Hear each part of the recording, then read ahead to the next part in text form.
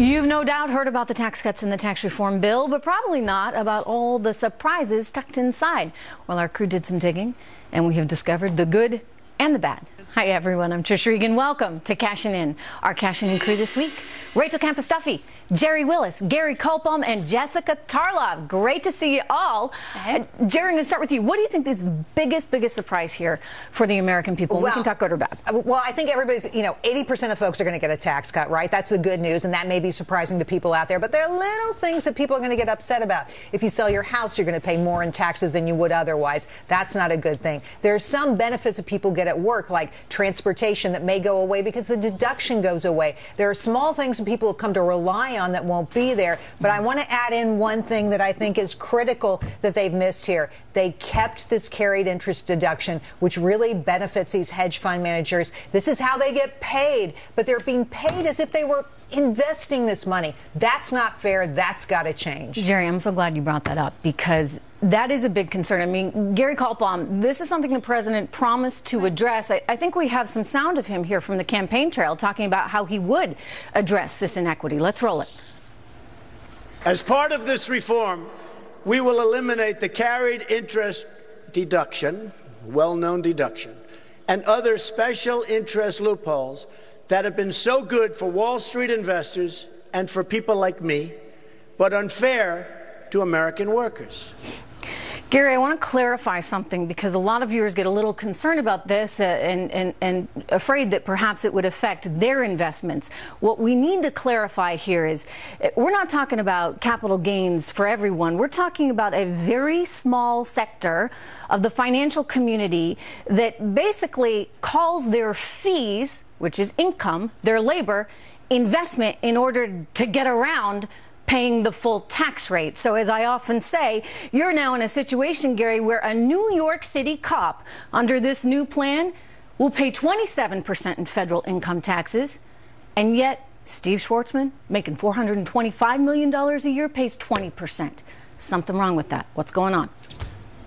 Well, it looks like there's still some feet sitting in the swamp right now. This is an absolute big disappointment. I hate loopholes for anybody, and you can't sit here and tell people, and you said it best, how do you tell police officers in New York City that are protecting lives, that they're going to pay a higher tax rate than these people are sitting behind the desk and trading and making oodles and oodles of money?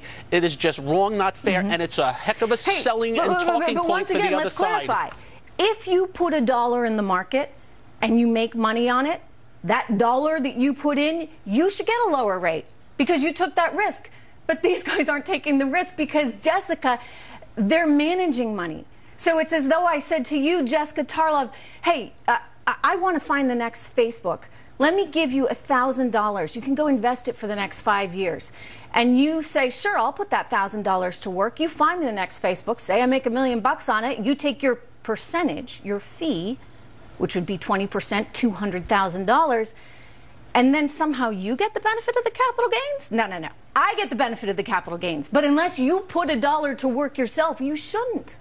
Yeah, absolutely. And I'm really glad that you played the sound there, because that was certainly one of the big promises that Donald Trump made on the campaign trail, where he said that he was going to be personally paying a lot more. We know that people who have companies set up the way that President Trump does right now aren't going to, with the way that the pass-through taxes are going to work. And we know that real estate these scions are going to benefit a lot. Bob Corker over the weekend said, hey, how did this get structured this way? I'm going to be saving a lot more money than I thought that I would. Well, they structured it that way. I also want to bring up as one of the bad surprises, but the repeal of the individual mandate with Obamacare. This is something that Susan Collins was adamant she wouldn't allow happen, and in the end she did. This is a $330 billion loss in revenue for the country, and I think that it's an incredibly big deal, because now we're... But let me just jump in for a second, because, by the way, let's not forget there are some good things in here, right, Rachel? I mean, there are some very good things in here. I mean, we can't have the highest corporate tax rate in the world. How are we ever going to be competitive? Right. So it's bringing that more in line with where it should be. We have the potential of bringing trillions of dollars into this country from overseas, and I'll tell you one thing, the market likes it. Yeah, the market likes it, and I think families are going to like it. I think in the end, we have a tax bill where only Republicans voted for it, 0 Democrats did, and we have Republicans in power at all levels of government. And so the Republicans are going to be able to own the success of this, because I believe in the end, we already have a great and growing economy. This is going to be rocket fuel, as President Donald Trump said, to this economy. Republicans are going to be able to own it. They're going to be able to prove that the sort of community organizer, socialism, European model of running the government the way the Obama administration did led to very lackluster growth. This is the way to grow an economy, and when you do, you help families. I do also have some things to quibble with. I am extremely disappointed at the loopholes, sorry, Gary, that were closed in Puerto Rico.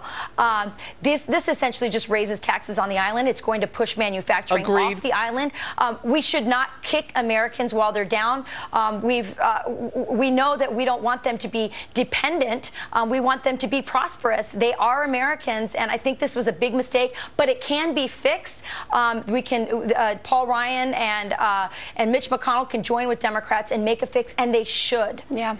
No, that's a really good point there. Absolutely. And that's something Puerto Rico. Out the door for that. I have to tell you already. What are we talking about? $81 billion for that bill they were putting forward? It's a lot of money on the table for reconstruction. We have to make sure that it's spent well. That's my quibble. Yeah, no, that's always the danger, right? Let's promote investment on the island. Go ahead, Gary. I want to take the other side of this mandate thing. There's about 8 million people that paid the penalty because they didn't want the insurance. That's a tax, and that was on lower income and middle income families that are no longer going to have to pay that. And let's not forget the biggest part of this. $1.5 trillion is staying in the economy and not going into the hands of the inefficient, ineffective government. And if there's anything this economy needs, is more of its capital and more of its money that's going to really boost economic growth in the longer term. And I'm hoping they're going to do more as we move forward. I hope so too. Trish, can I just add one thing? Sure. Can I just add one thing to this? The criticism coming from Bernie Sanders, from Elizabeth Warren, has been that this tax reform is a heist, that it's highway robbery, that they're stealing that we're stealing. It really indicates where Democrats are. They think their money belongs, that your money belongs to the government. And when Republicans give you back more of your money, they see that as theft. Rachel, it's not their money. I don't disagree with you, and you know that I'm no Bernie Sanders acolyte here, but when you look at actually how much money is going to be going back into Americans' pockets, certainly in this first year, because we know that the bulk of the changes are going to come next year, which is something that Paul Ryan was not very clear about. He was acting as if in February you were going to be getting the full strength of your cut. But when you're talking about somewhere between, I think it's $28 and $50, they're acting like this is the second coming and that lower income Americans are going to be suddenly wealthy, which we know is not the case. And these tax cuts also sunset. I think it's forever, but they do for Donald Trump. We want to be competitive. We need America to be competitive. If we're ever going to grow wages in the middle class, we need to be as competitive as possible. But look, not everyone's always happy. I still think they could have saved $180 billion by closing that loophole over the next 10 years. And hey, maybe they still can. Maybe this is just the beginning. Let's hope. That's right. Coming up, think the Russia probe is coming to an end? Well, take a seat, because some say it could last another year. What would that mean for President Trump and his agenda in the new year?